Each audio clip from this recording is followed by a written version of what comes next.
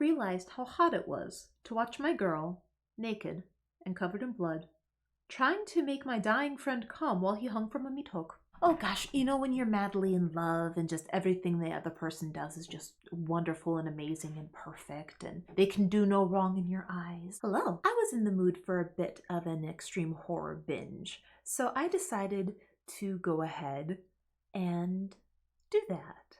I have 5 different books I want to talk about today. All of these are 150 pages or less. I always find that when I'm kind of coming out of a bit of a reading slump, it always helps to read a lot of shorter books. That way I can just sort of fly through them and it helps me grow my momentum again. Our first book is called Kink and it's by Crowley Barnes. And this book is 126 pages long. Now I feel like you see the title Kink and you're going to make a lot of assumptions about what this book is about. And you're mostly going to be correct. However, I would actually argue this has some interesting commentary on this subject, actually. I was very pleasantly surprised by the opening of this book because I felt like it really set a very ominous tone to the rest of the story. Basically, it starts with the male character saying to this woman, "I can't believe you didn't say it," implying that she did not use their safe word during spicy time. And she replies, "I don't know what you're talking about. Please don't hurt me again. Please don't kill me." And it's like, oh, ho, ho, what goes on here, right? Like that's so ominous because you're like, okay, has there been a misunderstanding? Very strong opener because you want to find out who's playing games, who's messing around, right? We jump back in time to what leads up to this moment and we are introduced to the woman Cassie and the man Rich. So Rich and Cassie meet on Tinder, and Cassie makes it very clear that she is only interested in a hookup. She's not looking for a relationship. And Rich is like, heck yes, this is perfect. But she also makes it very clear that she wants to engage in some essay role play. She wants him to break into her house and do all that. This is in Tinder messaging. There is documentation of her asking for this and making it very clear what she wants him to do. We also come to know that Cassie, in her regular day-to-day life, is a huge control freak. Very organized, very everything has to be perfect in her day-to-day life. So it's not unusual to hear that people who are very kind of uptight and in control in their work life or in their day-to-day life sometimes like to play the opposite during spicy time. So when they do finally come together and they do their role play thing, and then it comes to that point at the beginning of the book where "I can't believe you didn't say it. I don't know what you're talking about." If she was set up by somebody pretending to be her, if he was set up, you know, like who was the intended target, or is she behind this and this is part of the game for her? It definitely gets a little bit more complex than what it just appears at face value. It is very smut heavy, and also the nature of the plot, you can imagine what, you know. So often people really like to play around with the power dynamics during spicy time, enjoying the feeling of being powerless, but then also enjoying the feeling of completely controlling somebody else, and how you can enjoy both of those positions for different reasons. Assuming that you have 2 people who are role playing and they are not willing to cross boundaries and cross lines and turn it into an abusive situation, the submissive person can choose to stop being submissive at any point. And as soon as they make that decision, the dominant person loses all of their power. Like it's all completely dependent on the submissive person being willing to play along. Those layers, those power dynamics of this one's kind of playing at power, but this one is the one who actually has it. And then on top of that, you also have, it gets into the subject of obsession. The desire for people to be obsessed with you. You see that sort of stuff online. How to make him obsessed with you, how to make her obsessed, blah, blah, blah. Because there's an illusion of power there, right? If this person is obsessed with me, then they're not gonna leave. This relationship is gonna last as long as I want it to because they're obsessed, right? There's this illusion of power. It's not real power though, because if a person is obsessed, they are unhinged. So if someone actually is obsessed with you, that is not a fun experience, that is a scary experience. But that fantasy, that illusion of power in that situation is very alluring. So it starts off kind of ominous, right? And then it's really slutty. But then it gets really violent and gory and stuff. And then it's kind of thought-provoking. And then it's slutty again. I liked it. There's more to it than meets the eye in the beginning. Okay, next up was my favorite read out of the 5 that I read. Triggered by Harrison Phillips. This one is 149 pages. So just under our threshold. This was so much fun to read. So this is a book about a Splatterpunk author. And so we don't know the character's real name. It's always edited out. But his pseudonym as a Splatterpunk author is Rick Richardson. So our poor guy here, he has a regular, 9-to-5 type job, and he is just trying to kind of break into writing. He's written a couple of Splatterpunk books that have not been well received. But he is convinced that it is not because he's bad at it. It's because it just hasn't found its audience yet. Because so often when he goes on Goodreads, what the reviews say is like, oh, this is like gross and whatever. And he's like, well, yeah, it's Splatterpunk, dummies. Yeah. And so honestly, valid. But aside from that, it's also a lot of comments about spelling errors and grammatical errors and whatnot. And he just kind of was like, no, like it's like I do the spell check.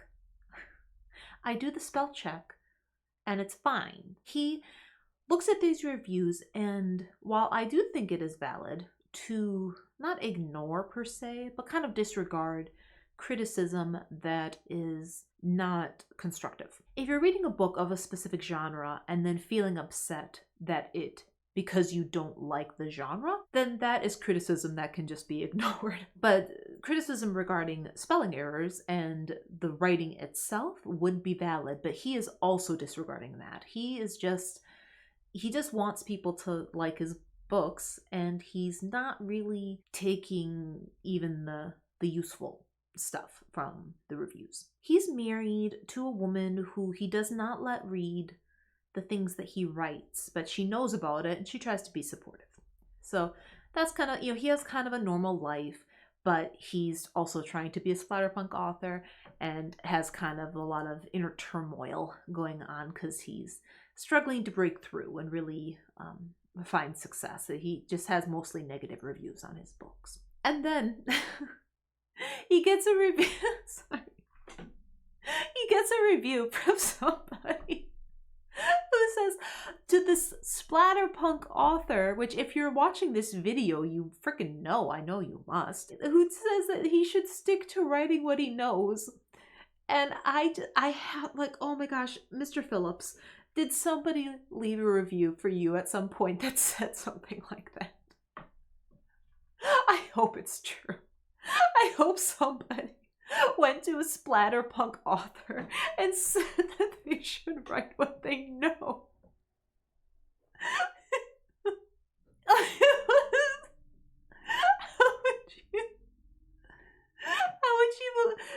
What? He takes that advice to heart and, starts doing the things that he would need to do in order to write about them for his Splatterpunk books and becoming increasingly detached from reality.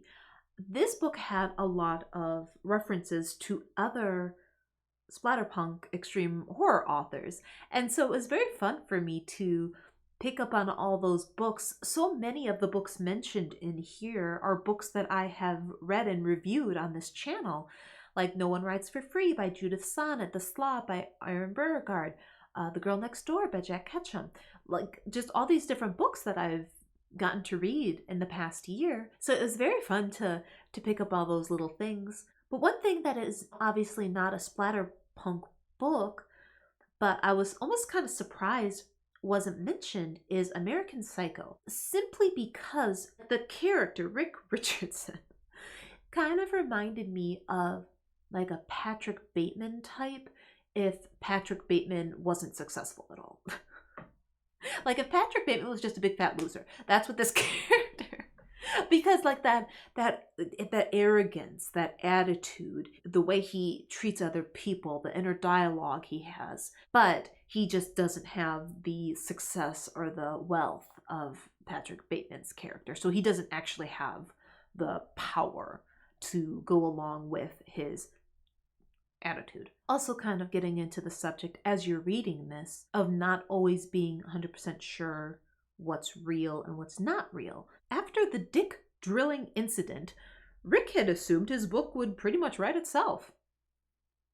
And, you know, I would say that's probably a fair assumption, honestly. But as I got more and more into it, this book turned out to be so funny. This was the type of book where I was having physical animated reactions to what I was reading. I was busting out laughing. I was like wincing. This is the type of book that will cause a visceral physical reaction in response to what you're reading. So funny at some points, so hard to read at other points. The humor felt very organic within the story. And it's so self-aware, obviously, because he's, as a splatterpunk author, writing about a splatterpunk author. If you're familiar with splatterpunk, you know what's going to happen next. And I did know what was going to happen next.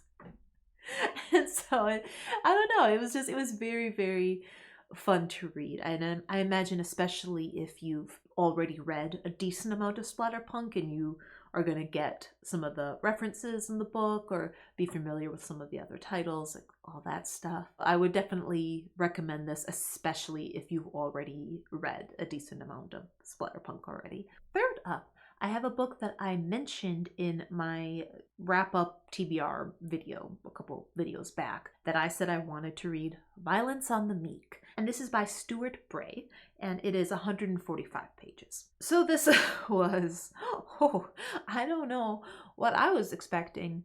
This was, what's this? This was interesting. So our main character is named Paul.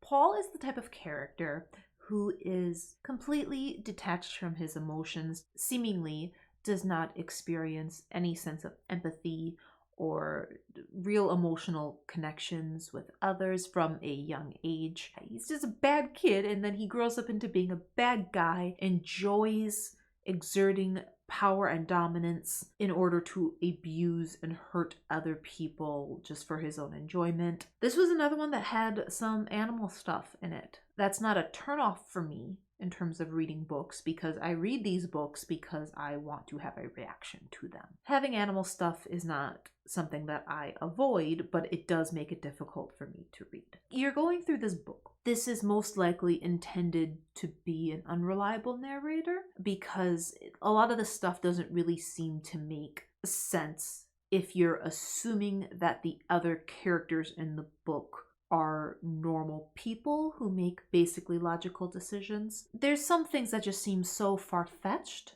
that it seems like a more reasonable explanation that the author is an unreliable narrator, as opposed to everyone he is surrounded with makes very strange, detached, inconsistent, incomprehensible decisions. It would make more sense that it's an unreliable narrator and we're looking through the lens of someone who is unable to really explain other people's motivations and why they're doing what they're doing, if that makes sense. That is a more reasonable explanation for the behavior of the other characters. Either leaving out pertinent information or twisting certain facts around to try to make the people around him look equally responsible for the bad things that he does instead of completely owning that himself. And it's so interesting because this isn't a complaint, it's an observation. I hate characters like this, and that doesn't mean I don't want to read about them. I like reading characters that make me feel something. Annoyance is an emotion. The female characters in this book in particular, for the most part, they just really, there's no like real sense of dignity. They're just all really stupid. Which again would make sense if we're looking at these female characters through the lens of this man. So we see him from a young age. He's very big. He's very tall for his age. And so it becomes easy for him to threaten and abuse adults at a young age because of his size. He has a younger sister named Mary Ann. She is the only person that he hates a little bit less. He doesn't love her or care about her in a deep, meaningful way.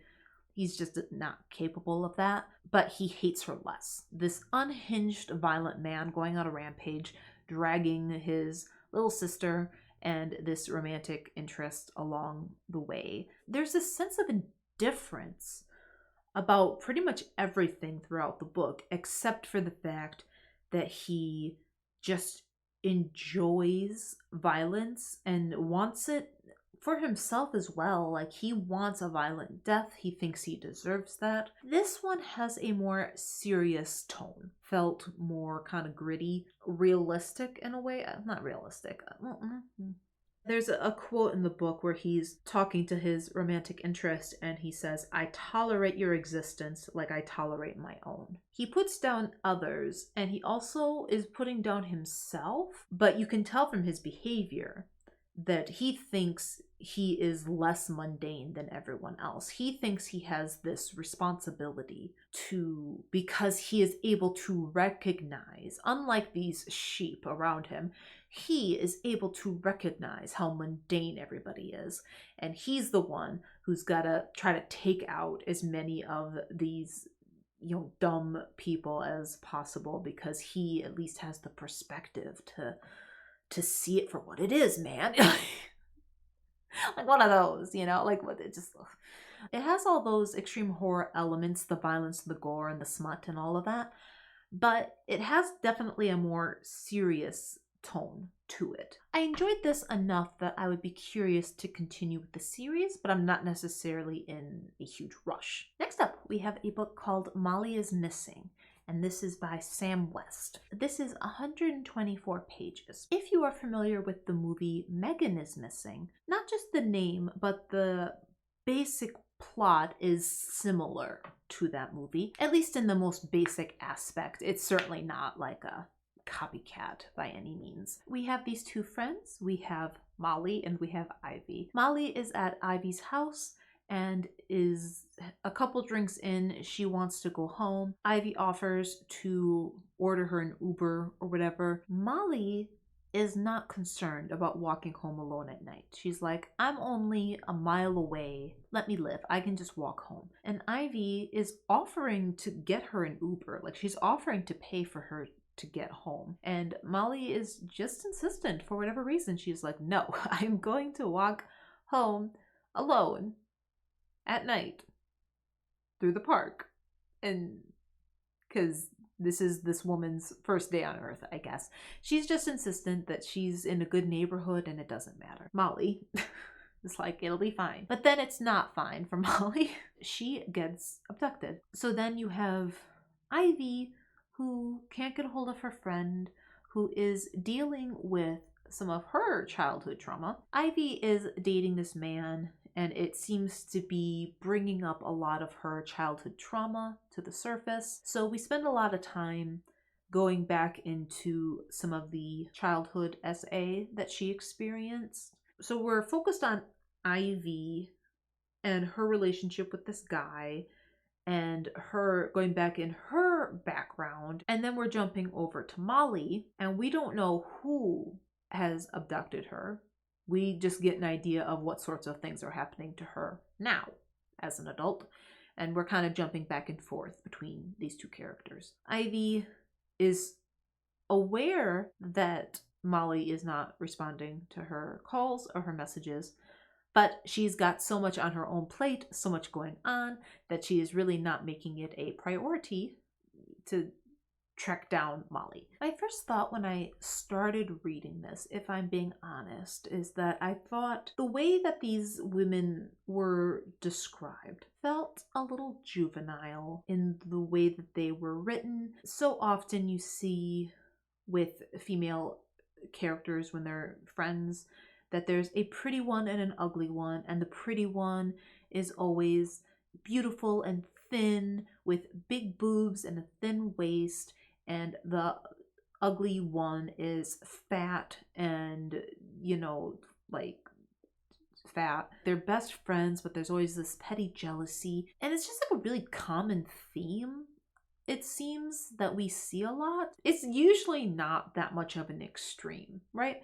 Like, you can look at friends and think that one is more attractive than the other, of course, but this idea of there's just this absolute bombshell being BFFs with this hideous monster, like, it just seems like a bit of an overused trope, I guess. The way that she was described specifically as having, like, oh, she just has the perfect proportions with big boobs and a tiny waist and just absolute perfection of milky skin, and just described so over the top as being perfect, as opposed to being described as a realistic person. But as the book continued, I started to feel less of that. It can come across a little bit torture adult filmy. There's parts, particular with the stuff that's happening with Molly, made me deeply uncomfortable. It seemed so realistic at points. It didn't seem over the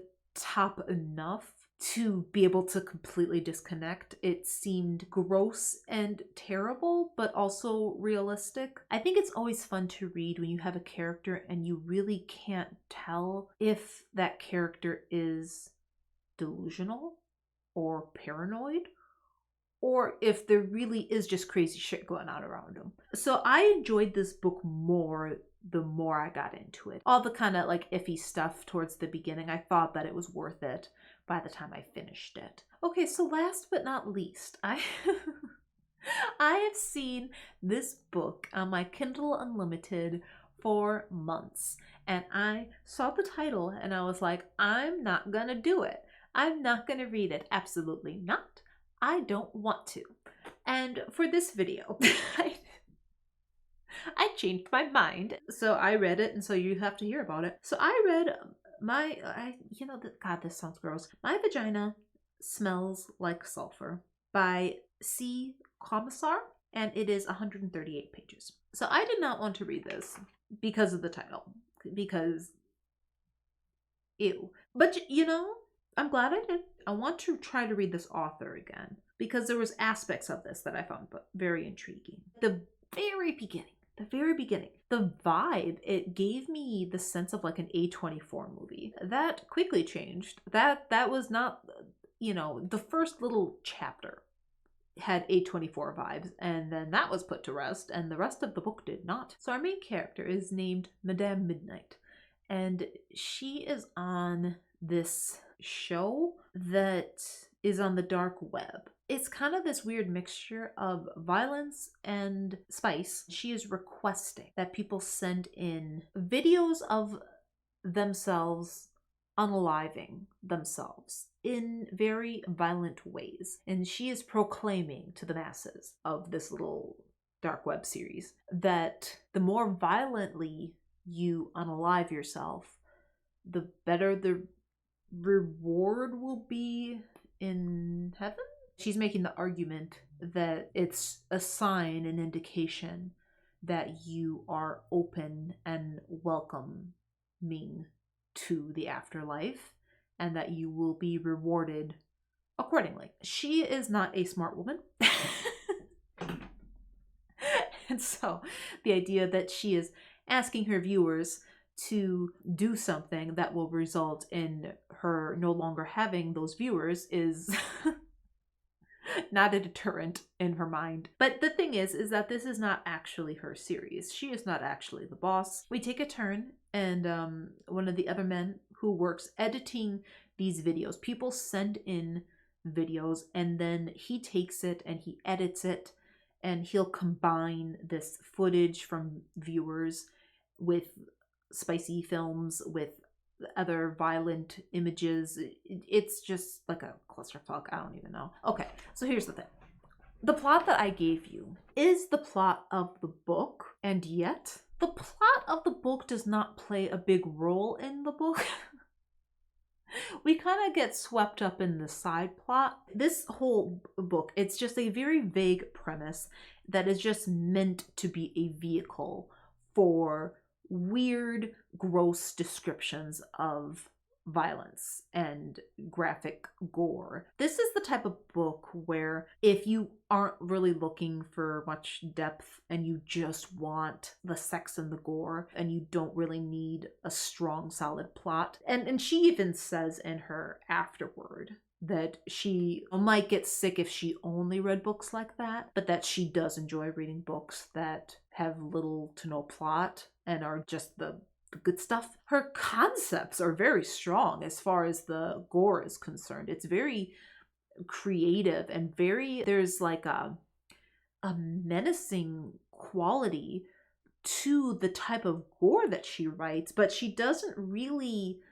describe her characters with any real emotions. And I don't want to spoil the ending, but I wish I could, because I don't think there is a more poignant example in the entire story than the very end of the book, where there is something happening that would typically cause a person to have a very strong emotional response. And that emotional response could vary. It could be humiliation, shame, it could be rage, it could even be lust. They could be enjoying this.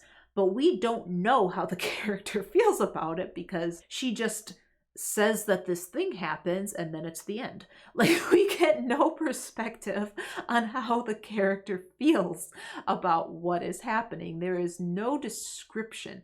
There is a very seemingly intentional lack of emotion amongst any of the characters. Everything feels very surface level. I'm curious to try this author again and to see if this is how she always writes, or if that was just her vision for this book. In her afterword, she wrote about how she doesn't condone violence in real life. And it made me feel so bad. I'm sorry, I don't mean to be preachy, but where are we as a society where horror authors have to explain that they don't condone this behavior in real life? Readers not being able to discern the difference between an author creating a work of art, expressing themselves to make entertainment in the form of horror, and not being able to distinguish that that is not an endorsement for real life violence. These authors need to defend themselves in their own books. Like, guys, please. Like, come on. Those are the 5 books that I read, all under 150 pages, and they each have their own unique thing to offer. When you just need like a quick action-packed read to kind of get you out of a rut. If you're still here, thank you so much for watching. I really do appreciate it. And maybe I'll see you the next time around. Bye. My coochie, my vagina,